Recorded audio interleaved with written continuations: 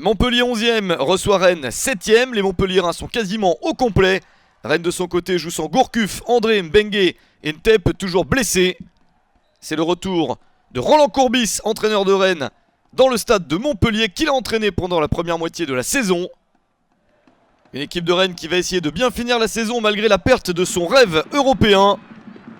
L'équipe bretonne est tout de même la 4e meilleure de la saison à l'extérieur et ça se voit dès le début du match avec cette frappe de loin.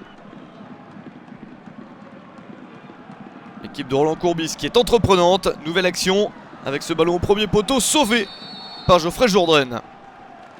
Un point pris sur les 4 derniers matchs seulement pour les Rennais. L'équipe en forme, c'est Montpellier qui reste sur 3 victoires consécutives. Mais ça ne se voit pas en première période. 0-0 à la mi-temps. Roland Courbis décide de lancer Pedro Henrique à la place de Romain Danzé. Jérémy Boga entre à la place d'Ousmane Dembélé. Deux choix forts pour essayer de faire basculer le match en sa faveur. Mais en seconde période, c'est la formation de Frédéric Hans qui est la plus présente et qui ouvre le score à la 58e minute. But de Casimir Ninga. L'international tchadien n'avait plus beaucoup marqué ces derniers mois. Il inscrit là son 7e but de la saison. Un but important car c'est l'ouverture du score. Un Montpellier beaucoup plus incisif dans cette seconde période.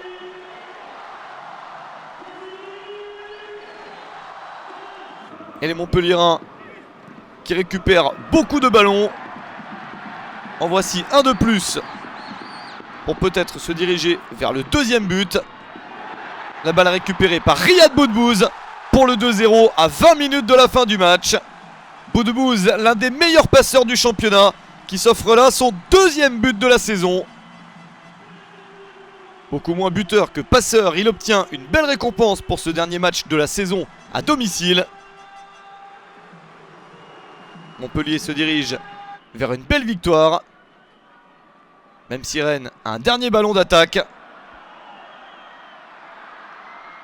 Mais inexplicablement, les Rennais ne parviennent pas à marquer. Giovanni Sio rate complètement son action alors que le but était grand ouvert et que Geoffrey Jourdain était dribblé.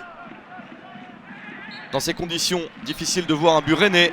Et Montpellier, logiquement, s'impose 2-0 face à Rennes.